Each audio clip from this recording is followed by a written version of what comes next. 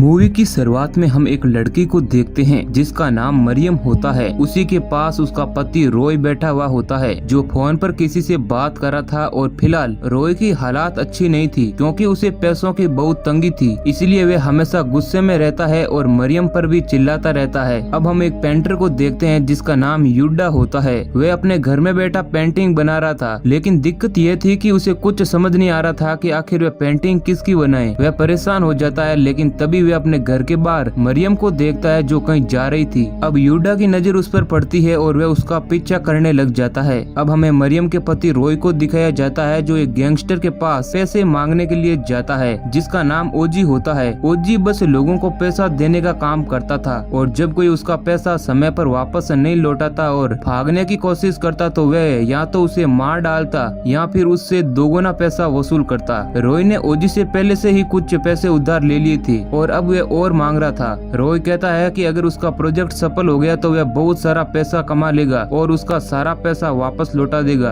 अब उसकी बातों में आकर वह गैंगस्टर ओजी अपने बॉस के पैसों को भी रॉय को दे देता है। अब हम वापस मरियम को देखते हैं जो अपने घर पहुंच जाती है और साथ ही पीछे पीछे युडा भी वहां पर आ जाता है। वह मरियम को देखकर उसकी पेंटिंग बनाने लग जाता है क्योंकि वह दिखने में बहुत खूबसूरत थी। लेकिन मरियम युडा को देख लेती है और उसके पीछे से उसके पास आ जाती है और युडा से कहती है कि तुम मेरी परमिशन के बिना मेरी पेंटिंग बना रहे हो। तब युडा मरियम से माफी मांगते हुए कहता है कि वह एक पेंटर है और वह उसकी पेंटिंग के लिए परफेक्ट है। जिसके बाद मरियम उसे पेंटर समझकर माफ कर देती है और युडा से कहती है कि क्या वह उसकी और उसके पिता की भी पेंटिंग बना सकता है। ये सुनकर युडा पेंटिंग बनाने के लिए राजी हो जाता है और उससे पूछता है कि कब बनानी है। तब मरियम कहती है कि इसके लिए उसे सबसे पहले अपने पति से इजाजत लेनी पड़ेगी। ये सुनकर युडा थोड़ा उदास हो जाता है क्योंकि उसे लगा कि मरियम सिंगल है। जब शाम को मरियम का पति घर पर आता है तो मरियम अपने पति से पेंटिंग बनाने के बारे में पूछती है। तब रॉय कहता है कि वैसे भी बहुत पैसों की कमी है और तुम्हें पेंटिंग बनाने की पड़ी है। तब मरियम कहती है कि वह पेंटर पेंटिंग को फ्री में बनाएगा, जिसके बाद रॉय मान जाता है। अब हम अगले दिन मरियम को देखते हैं जो पेंटिंग बनाने के लिए युडा के घर जाती है। मरियम उसे अपने पिता की आधी तस्वीर देती है और उसे बताती है कि उसके पिता बहुत ही अच्छे इंसान थे और उन्होंने उसे सेल्फ डिफेंस भी सिखाया है। जिसके बाद मरियम कई दिनों तक युडा के घर जाती है ताकि वे एक अच्छी पेंटिंग बना सकें। अब ऐसे ही एक दिन जब रॉय अपने घर पर फोन कर मेट से मरियम के बारे में पूछता है तो वह कहती है कि मरियम तो पेंटर के साथ है। जिसके बाद रॉय को मरियम पर शक होने लगता है। उसे लगता है कि कहीं वह उसे धोखा तो नहीं दे रही। और जब शाम को रॉय वापस घर आने लगता है तभी गैंगस्टर ओजी के कुछ लोग आते हैं और उसे गाड़ी में डालकर उसके पास ले जाते हैं, जहां अब ओजी रॉय को मारता है और उसे अपने पैसे देने के लिए कहता है। जिसके बाद रॉय अपने पार्टनर को फोन लगाता है और अपने प्रोजेक्ट के बारे में पूछता है, जिस पर रॉय का पार्टनर कहता है कि वह प्रोजेक्ट फेल हो गया है और पुलिस ने छापा मार दिया है। जिसके बाद रॉय घबरा जाता है क्योंकि उसके पैसे डूब चुके थे। उसके चेहरे को देखकर ओजी समझ जाता है कि अब पैसे नहीं आने वाले हैं। जिसके बाद वह गुस्से में आकर रॉय की अंगुलियां काटने वाला होता है। तभी रॉय कहता है कि वह अपना घर बेचकर उसका सारा पैसा लौटा देगा। जिसके बाद वह गैंगस्टर मान जाता है और उसे एक और मौका देता है। अब रॉय के सामने दिक्कत ये आ रही थी कि वह घर मरियम के नाम पर था जो उसके पिता ने उसे गिफ्ट में दिया था। अब बस उसे किसी तरह मरियम को मना कर वह घर लेना था।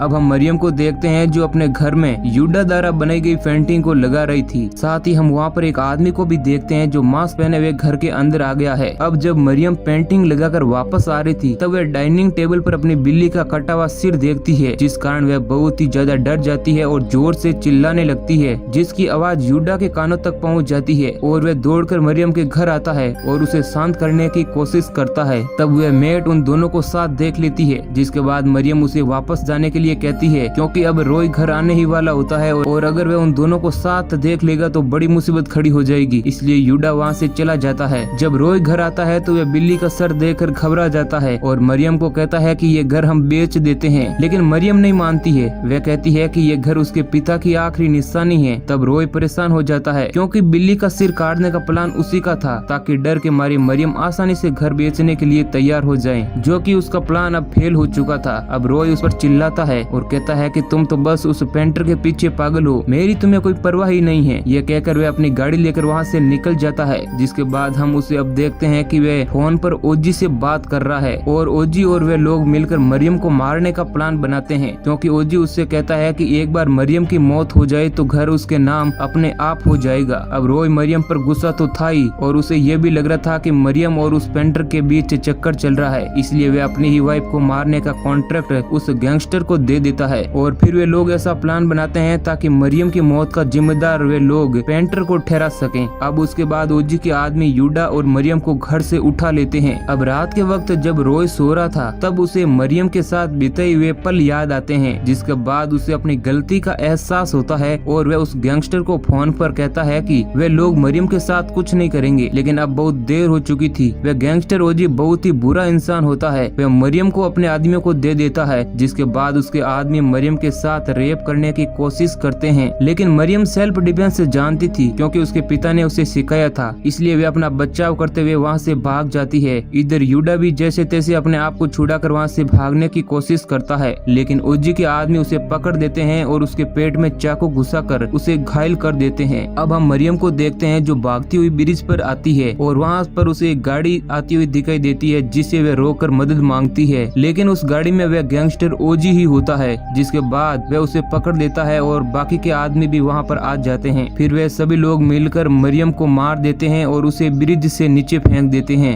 लेकिन यूडा ये सब कुछ देख लेता है और वह पुलिस को भी बताता है, लेकिन धीरे धीरे इस केस में वह खुद ही फंसने लगता है। अब हम रॉय को देखते हैं जो सो रहा होता है, तभी उसे उसकी बिल्ली दिखाई देती है जो उसकी तरफ आ रही थी और उसके शरीर से नीचे खून बह रहा था। ये देखकर वह घबरा जाता है और साथ ही वह डाइनिंग टेबल को देखता है जहाँ पर मरियम का सिर रखा हुआ था। इसी बीच रॉय की नींद खुल जाती है, मतलब था कि ये सब कुछ वह सपने में देख रहा था और अब उसे इस तरह के सपने आते रहते हैं। अब थोड़े दिन बाद शहर के सभी लोगों में ये बात फैल जाती है कि ब्रिज पर मरियम का भूत रहता है। इधर रॉय भी मरियम के डेथ सर्टिफिकेट का इंतजार कर रहा था ताकि जिसके मिलने के बाद वह घर को बेचकर ओजी का सारा पैसा दे दें। अब हम वापस मरियम को देखते हैं जो ओजी के एक आदमी को ब्रिज तक ले जाती है, जो कि उस वक्त नशे में होता है और मरियम उसे मार देती है, जिसके बाद मरियम ऐसे ही ओजी के एक और आदमी को मार देती है। इधर हम यूदा को देखते हैं जो मरियम को लेकर बहुत बुरे सपने देख रहा होता है। अगली सुबह हम देखते हैं कि ब्रिज के पास बहुत सारे लोगों की भीड़ लगी हुई थी, क्योंकि वहाँ पर उन दोनों लोगों की बॉडी टंगी हुई मिलती है जिन लोगों को मरियम ने पिछली रात मारा था। जिसके बाद ओजी के बाकी के आदमी भी डर जाते हैं क्योंकि उन्हें लग रहा था कि मरियम का भूत उन्हें भी मार देगा, लेकिन ओजी उन्हें समझाता है कि भूत वगैरह इस दुनिया में कुछ नहीं होता है। अब हम वापस यूडा को देखते हैं जो एक दुकान पर बैठा हुआ था। वहाँ पर कुछ लोग कह रहे थे कि मरियम मरने के बाद भूत बन गई है और वह अपनी मौत का बदला ले रही है, लेकिन यूदा कहता है कि मरियम बहुत ही अच्छी लड़की थी, वह ऐसा नहीं कर सकती है। अब हम देखते हैं कि एक रात मरियम ओजी के एक और आदमी को मार डालती है और जो दूसरा आदमी भागने की कोशिश करता है तो वह उसे भी मार डालती है। और जब ओजी घर आकर ये सब कुछ देखता है तो वह डर जाता है, जिसके बाद ओजी का बचा हुआ आखिरी साथी भी उसे छोड़कर वहाँ से कार लेकर भाग जाता है, लेकिन बीच रास्ते में मरियम उसे भी मार डालती है।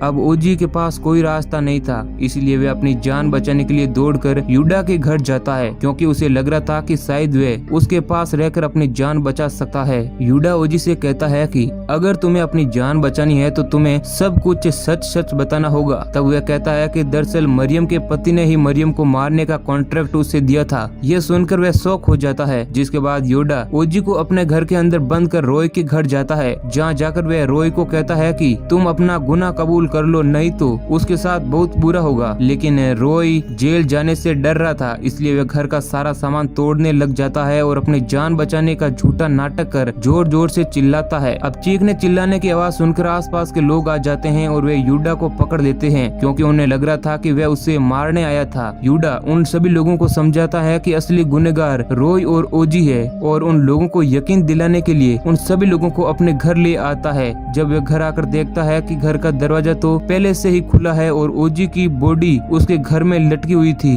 अब सभी लोग जब ये देखते हैं तो यह यूडा को ही गुनहगार समझने लग जाते हैं, क्योंकि उससे बड़ा सबूत और क्या हो सकता था। यूडा उन लोगों को समझाने की कोशिश करता है कि अगर उसने ओजी को मारा होता तो वह उन लोगों को अपने घर थोड़ी लाता, लेकिन उन लोगों में से किसी को भी उसकी बात पर यकीन नहीं होता है। जिसके बाद यूडा को वहाँ से निकलना ही बेहतर लगता है, इसलिए वह उन लोगों से बचकर वहाँ से भाग निकलता है। लेकिन अगले दिन हम देखते हैं कि पुलिस रॉय के घर उसकी सुरक्षा के लिए आती है ताकि योडा से उसकी जान की रक्षा कर सकें। अब रात के वक्त रॉय को कमरे के अंदर मरियम की आत्मा दिखाई देती है, जिस कारण डर के मारे वह पुलिस को जाकर बताता है। जिसके बाद वह पुलिस वाले ऊपर रूम चेक करने के लिए जाते हैं, लेकिन पीछे नीचे ओजी के बॉस के आदमी आ जाते हैं और और वे रॉय को गन पॉइंट पर लेकर बॉस के पास ले जाते हैं। ओजी का बॉस रॉय से कहता है कि जो पैसे ओजी ने तुम्हें दिए थे दरअसल वे उसके थे, इसलिए अब तुम्हें उन पैसों को लौटाना होगा, नहीं तो वह उसके पूरे परिवार को खत्म कर देगा। अब हम रॉय को वापस देखते हैं जो ब्रिज पर एक तांत्रिक को लेकर वहाँ जाता है ताकि वह मरियम की आत्मा को काबू कर सके। अब वह तांत्रिक मंत्र पढ़ने लग जाता है, तभी वहाँ पर मरियम की आत्मा आ जाती है, लेकिन उस पर उस तांत्रिक के मंत्र का कोई भी असर नहीं पड़ता है, जिस कारण वह तांत्रिक भी डर जाता है और वहाँ से भाग जाता है। जिसके बाद मरियम की आत्मा रॉय के साथ आए गुंडों को मार डालती है।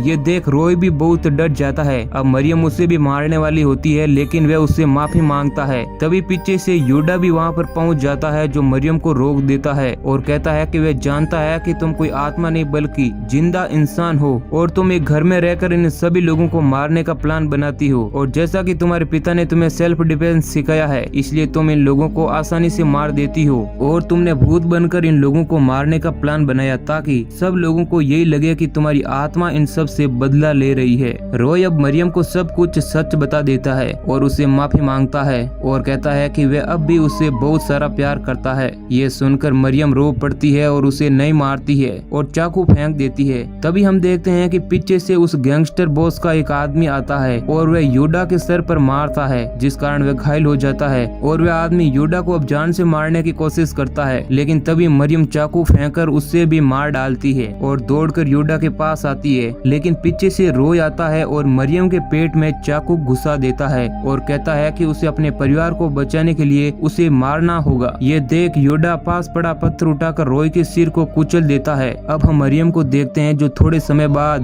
दम तोड़ देती है। अब हमें यूडा को दिखाया जाता है जो मरियम की बॉडी को लेकर नदी में बहा देता है और खुद जाकर पुलिस के सामने सरेंडर कर देता है और सजा के तौर पर उसे जेल हो जाती है। अब अंत में हम ओजी के बॉस को देखते हैं जो मरियम के घर पर कब्जा कर लेता है और उसमें रहने लगता है, और साथ ही में हमें पता चलता है कि मरियम मरने के बाद अब सचमुच में भूत बन गई थी और अब वह वापस आकर बॉस और उसके सभी साथियों को मार डालती है। और अब हम मूवी के अंत में देखते हैं कि मरने के बाद वह बॉस भी भूत बन जाता है और ब्रिज से गुजरने वाले लोगों को डराता है, और यहीं पर हमारी मूवी समाप्त हो जाती है। तो भाइयों, इस मूवी की एक्सप्लेनेशन आपको कैसी लगी हमें कमेंट करके जरूर बताना, और हो सके तो वीडियो को लाइक भी कर देना। वीडियो को अंत तक देखने के लिए धन्यवाद।